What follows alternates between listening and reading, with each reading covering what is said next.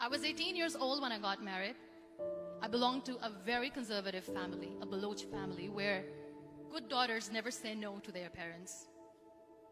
My father wanted me to get married, and all I said was, if that makes you happy, I'll say yes. And of course, it was never a happy marriage.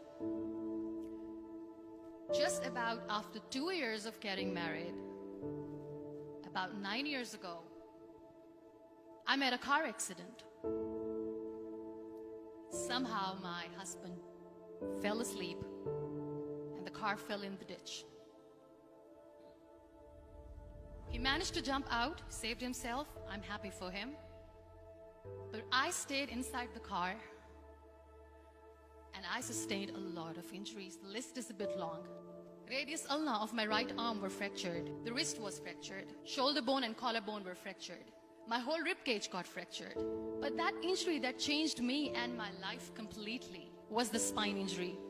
Many people came to rescue. They gave me CPR. They dragged me out of the car. And while they were dragging me out, I got the complete transection of my spinal cord. Those 2.5 months in the hospital were dreadful. I was at the verge of despair. One day, doctor came to me and he said, well, I heard that you wanted to be an artist, but you ended up being a housewife. I have a bad news for you. You won't be able to paint again. Next day, doctor came to me and said, your spine injury is so bad, you won't be able to walk again. I took a deep breath and I said, it's all right. Next day, doctor came to me and said, because of your spine injury and the fixation that you have in your back, you won't be able to give birth to a child again. That day, I was devastated. I started to question my existence. Why am I even alive? So what kept me going was, one day I asked my brothers, I know I have a deformed hand, but I'm tired of looking at these white walls in the hospital and wearing these white scrubs. Bring me some colors, bring me some small canvas. I want to paint. So the very first painting I made was on my deathbed, where I painted for the very first time. What an amazing therapy it was. Without uttering a single word, I could paint my heart out. I could share my story. People used to come and say, what lovely painting, so much color. Nobody could see the grief in it. Only I could. And that day I decided that I'm going to live life for myself. I am not going to be that perfect person for someone. I am just going to take this moment and I will make it perfect for myself. That I'm going to fight my fears. So I wrote down one by one all those fears. And I decided that I'm going to overcome these fears one at a time. You know what was my biggest fear? Divorce. But the day I decided that this is nothing but my fear, I liberated myself by setting him free. And I made myself emotionally so strong that the day I got the news that he's getting married, I sent him a text that I'm so happy for you and I wish you all the best. And he knows that I pray for him today. Number 2 was, I won't be able to be a mother again. And that was quite devastating for me. But then I realized there are so many children in the world, all they want is acceptance.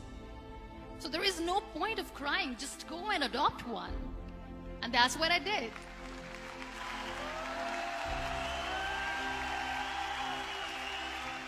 I gave my name in different organizations, different orphanages, and I waited patiently.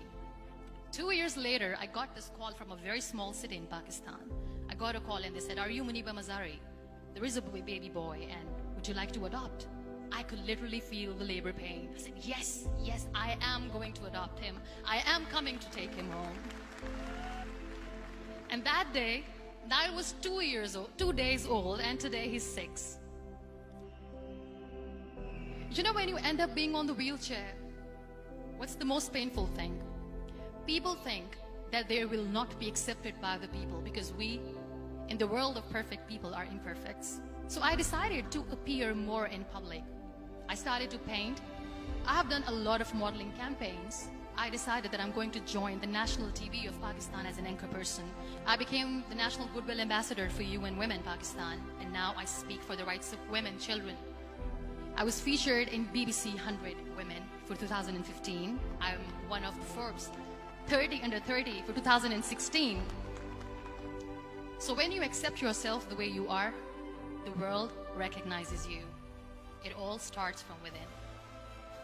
We have this amazing fantasy about life. This is how things should work. This is my plan. It should go as per my plan. If that doesn't happen, we give up.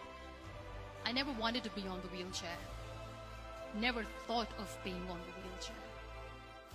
This life is a test and a trial, and tests are never supposed to be easy. So when you are expecting ease from life, and life gives you lemons, then you make the lemonade, and then do not blame life for that. It is okay to be scared. It is okay to cry. Everything is okay, but giving up should not be an option. They always say that failure is not an option. Failure should be an option, because when you fail, you get up, and then you fail, and then you get up, and that keeps you going. Embrace each and every breath that you are taking. Celebrate your life. Live it. Don't die before your death. Real happiness lies in gratitude. So be grateful, be alive, and live every moment.